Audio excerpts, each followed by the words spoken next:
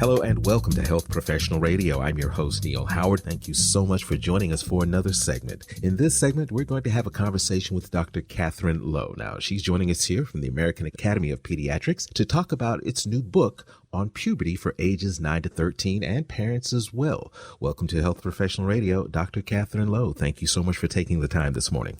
Thank you. Well, give our listeners a brief look into your professional background, and then let's jump right into this brand new book. I am a pediatrician, and I am currently serving on the American Academy of Pediatrics section on LGBT Health and Wellness. I'm serving on the executive committee for that AAP section.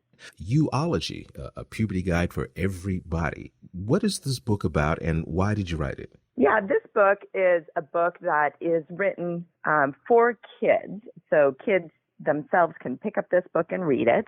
We encourage kids to read it with their parents and caregivers as well, but it's a book directed for kids to read about puberty. Mm-hmm. And the piece of this book that is unique compared to all the other puberty books out there is that this is a book on puberty that includes all kids in all different kinds of bodies in one book.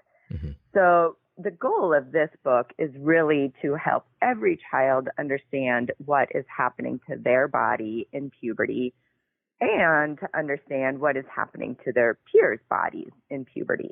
So traditional puberty books often are written just for one gender, such as a book for girls on puberty or a book for boys on puberty. Mm-hmm.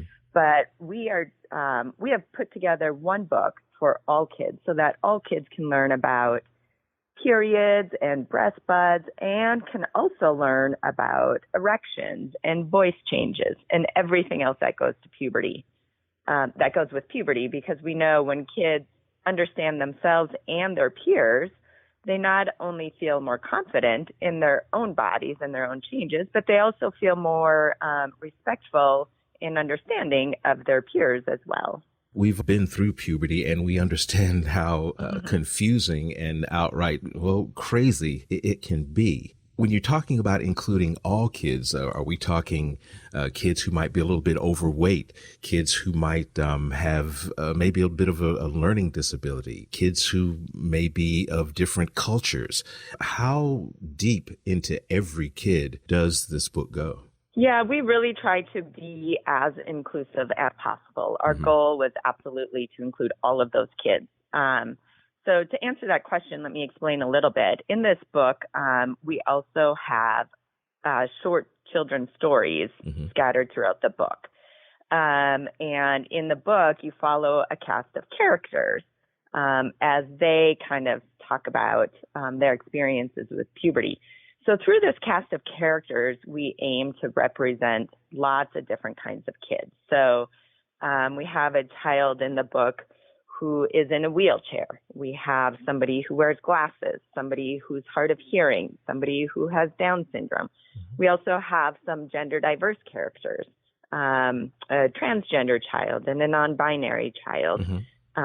We have kids with different skin colors, with different ethnicities included as well. We really aim to include all different kinds of kids. And our hope here is that every child who picks up this book can see themselves represented in one of these characters and can also see their peers represented through one of these characters. Now, although this book brings a new approach to the subject, there are some things that are constant no matter what. What would you say are some of the most frequently asked questions, maybe a couple by parents and maybe, caregivers, because normally parents have a different outlook than kids no matter when in time we are? Yeah, I think parents do often come to the topic of puberty with certain feelings. I think a lot of us as parents didn't necessarily get great puberty education when we were teens and going through puberty. And I think as a result of that, a lot of parents are really nervous and fearful to know how to talk about puberty with their kids. So, this book tries to help parents along. So if parents and caregivers can read this book along with their child, we hope to not only educate the child, but also the parent so the parent can help continue those conversations with their child. So it's really a place for parents and their child to come together, learn together, and then the parents can help continue those conversations. So some common questions we get from parents about puberty. A lot of parents and caregivers want to know, when is the right time to start to talk about puberty with their child? And really the answer to that is it's never too early to start to talk about puberty. I really think puberty education actually starts or should start at least when kids are even toddlers, when kids are learning names of their body parts. Even at that age, parents can start to teach kids the accurate names for their body parts. And that can help set the stage for future puberty talk. So really talking about puberty with kids starts with just talking about body parts when they're super young and just growing from that. This book, it says this book is meant for kids starting around age 8 or 9, but it's a great book for kids even younger than that. If they have questions or if parents are wanting help how to talk about these topics with their kids, it's really never too young to talk about all of this with kids. I think another common question from parents is simply, how can they help their child feel more confident during these perhaps awkward and uncomfortable years of puberty?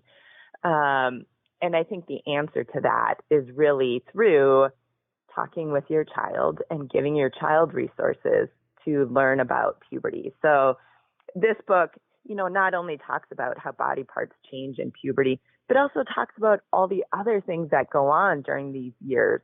We dive into things like feelings and how emotions can get a lot bigger during puberty and what you can do to help cope with those big emotions. We talk about friends and bullying. We talk about some body changes that are common to all kids, like increased hair growth and body odor and acne. So I think the best way to help kids gain self-confidence and decrease their anxiety around all of this is really by just talking together. When you mentioned bullying, puberty is where the real bullying starts, until you get into adulthood. Especially with so many kids, these body changes are happening, mental changes are happening, discovering identities, identifying as non-binary, transgender. How is this book significant in addressing the bullying and the reasons for the bullying? Yeah, and you're right. Bullying often really picks up during the years of puberty, sadly. But we know that a lot of bullying comes from differences in bodies and body changes. So the goal here is to help all kids understand what is going on with their peers during puberty, because when we understand each other better, we all can have more empathy for each other. So, you mentioned gender diverse kids, transgender kids. If we can be teaching kids, all kids, about gender identity and what that means, that can really help increase the understanding. So kids are less likely to bully kids who are maybe different from them. Give us a website where we can learn more and pick up copies of this book. So you can go to the American Academy of Pediatrics website, where the American Academy of Pediatrics sells a lot of different books and other items as well. So that website is shop.aap.org. And you can get the book from that website directly from the American Academy of Pediatrics. Doctor, it's been a pleasure speaking with you. I wish we had much more time. Maybe we can have you back and we can discuss this topic a bit further. That would be great. Thank you very much. You've been listening to Health Professional Radio. I'm your host, Neil Howard, in conversation with Dr. Kathryn Lowe.